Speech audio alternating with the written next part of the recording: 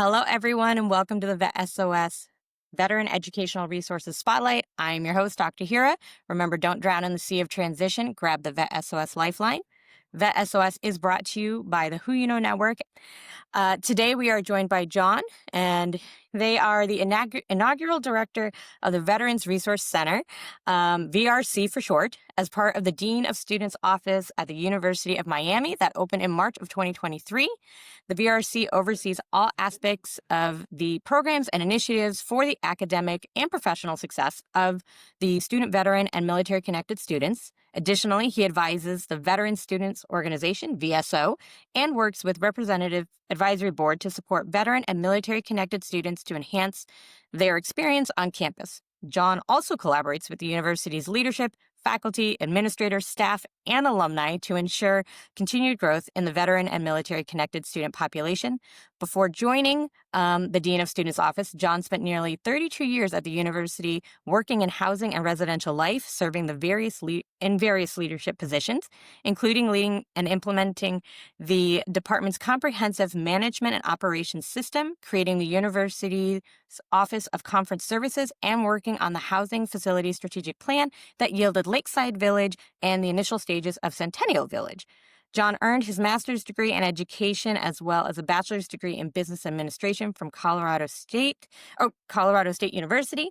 And Jon, it is a pleasure to have you here. How are you doing today? Doing well, Dr. Hira. Very good. Excellent. So, as we know, we like to have anyone share about their initial transition from service, as everyone's journey is a little bit different. So, do you mind sharing about yours? Sure. So for me, not having served directly myself, Yeah. my transition really came through family members and my father, who was part of Yep. the U.S. Army way back when. But really, really got my start working with veterans once I moved into this role. But in terms of getting into higher education and working with college students, it really started for me as a way to pay for college. Mm, Who yeah. knew back then that you could actually have a career working in higher education? So while I was attending Colorado State, I had an assistantship Nice. Yep. and started doing that. So after grad school, I took this interesting and challenging job here at the University of Miami. Thought I'd be here 2 or 3 years and head back west. And lo and behold, 34 years later, I'm still here. It happens a lot. People are like, I never thought I was going to stay, but here we are. And, as a family member myself, that transition, this experience of what it is to watch your family members go through the service and what happens afterwards, I think it can greatly inform how we see things, how we want to work with the community. So I think that's wonderful. So how did the founding of the VRC come about, and how has that been developing since you've taken over? Sure. It's interesting. We're having our centennial here at the University of Yeah. Miami. So a lot of emphasis on history and how the Yeah. university got its starts. And it's very interconnected with the military. If you look Yep. back kind of pre-World War II and certainly with the GI Bill after World War II. But the university, with that long history, had never really embraced the full veteran population Yeah. because the numbers really hadn't grown to where they are today. So there was a veteran student group and a task force that got together in the early 2000s and said, "Hey, we can and should do more Yep. for this population." And so they got a proposal through the board of trustees. This thing called COVID happened, Yeah. kind of put a freeze on a lot of engagement and student related activities. But during that time, there was an opportunity to be a part of a reimagined student village here in the Mm, university center, right in the middle of campus, where a number of advocacy offices are placed. And so the VRC was able to be a part of this student village along with that veteran student organization. They have a student org suite right here with us. So that really came excellent. about, the planets aligned and Wow. the opportunity was there. And certainly for me, being able to leverage a lot of that institutional knowledge, Yeah. having been here so long and working with so many community partners, we've been growing that mission, like I said, about 2.5 years now. Wonderful. So, what is the student, veteran, and military connected student landscape look like? About how many students are there? Right. It's one of the things that we usually like to lead with because awareness and understanding the profile of our population, I think, really helps people put it in context. Yeah. And the group that's easiest for people to understand are those that are utilizing their earned VA Yeah. educational benefits or perhaps their dependents, since those are transferable. And we have over 470 of Wow. those students, a good mix of veterans and dependents or spouses, partners themselves. But when you kind of take a panoramic view about what does military connected really mean, it Yeah. means we should also be looking at our active duty personnel that are Mm-hmm. continuing their education, reservists, National Guard. We Yep. have two different cadres of ROTC students on our campus, Air Force and Army. So when you add all those together, we're probably north of 600 Wow. students that we work with, and those are at the undergraduate and graduate level, as well as our law and medical schools. Good span. Um, and so, what does the programming look like through the VRC, given that depth and breadth of student experience?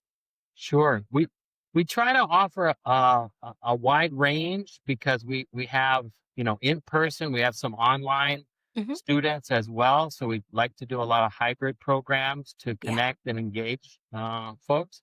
We have some what I would call kind of signature or historical programs, usually centered around Veterans Week, some Hmm. things around suicide prevention, which happening this month, and then also, when you get to that big day called graduation, we Yeah. have a really great honor cord ceremony, kind of celebrate that success for our veterans.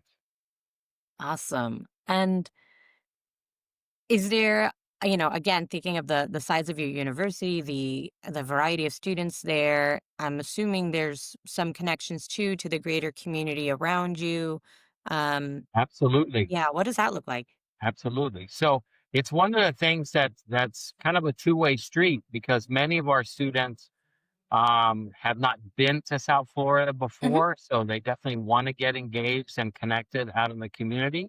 And then we have some who have family, or maybe during their military service, they kind of passed through the area of Florida and really wanted to be a part of that more long term. So we try to leverage those relationships, and that's been one area of focus for me, Hmm. really trying to make sure we're bringing a lot of those resources and relationships to our students. So next month, for instance, we're holding a military and veteran resource expo, which will Wonderful. bring in 35 to 40 different agencies, nonprofits, different Yeah. educational institutions, and we expect close to 300 attendees. Wow. Yeah, those bridges and connections, I think a lot of times people think, "Oh, school is school, and I'm just gonna go do that." And it's, the all the layers of preparing for what comes after school and, there's other needs while you are attending, so that's Right, wonderful if you to hear. only do school, you're missing out on a whole lot of other stuff. Exactly, Mhm. exactly, so that's wonderful. Are there additional to that event, is there any other events you'd like to highlight that are coming up or throughout the academic year? Well, I think the biggest thing that we've been able to do is really, again, part of it's recognition and appreciation, part of it's Right. awareness, but really leveraging that time during and around Veterans Day Yep. has been important to our students, both in terms Mm, of doing recognition things, but also being able to share experiences together. We have a great breakfast and panel conversation, not only with current student veterans and alumni, but also some of our faculty and staff who have served. awesome. And do you mind elaborating a little bit on the veteran students organization specifically? Uh, is that more student-led initiatives, or what does that look like on the campus? Absolutely, it's definitely student led, and they're a chapter of Student Veterans of America. So Awesome. they have kind of a national footprint, but also locally here on campus. Our veteran student group has actually been around since 2011, Nice. and it's made up of both veterans and non-veterans. It's open Mhm. to all students. It's one of over 300 student organizations here Wow. on our campus, so they really like to get out and do things with other groups, and they love to do social programs. Really welcome new students, and again, coming from undergraduate, graduate, really throughout the campus, there is a wide range. Some people who started their military career right out of high school and Mhm. have now, spent Mhm. 3 or 4 or 5 years and now they're starting school. Others, had done a lot longer stint, and have now decided, hey, I want to have that college experience and get that degree. So we have some folks in the group that are in their 30s and 40s. So It's good to have that variety, honestly. Um, absolutely. we can all learn from each other. So, again, every institution's a little bit different in terms of how to get in touch, questions, or the application process. Anything you'd like to highlight about if somebody is curious and wants to reach out to you or the university? Sure.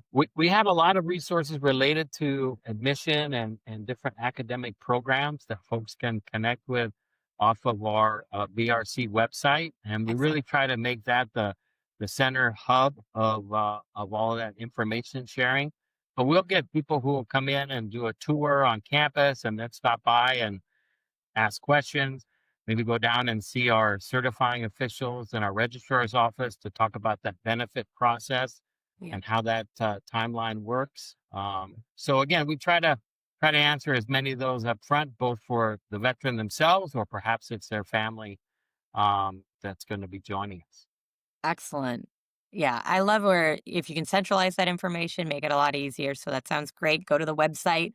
The time does fly as we chat. I do want to make sure before we close, is there anything else you'd like to highlight about the University of Miami, your office, or just general advice to our listeners?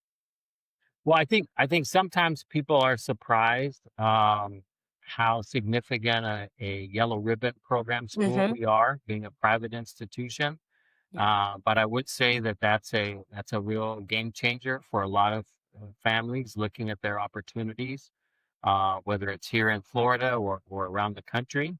And again, many of our students are academically able to make choices. So we want to make sure that they know that this is a place that they're not only welcomed and celebrated, but supported, and we help them, as I mentioned earlier, make those connections and really think it through in terms of their whole network process. Yes, I think that big picture.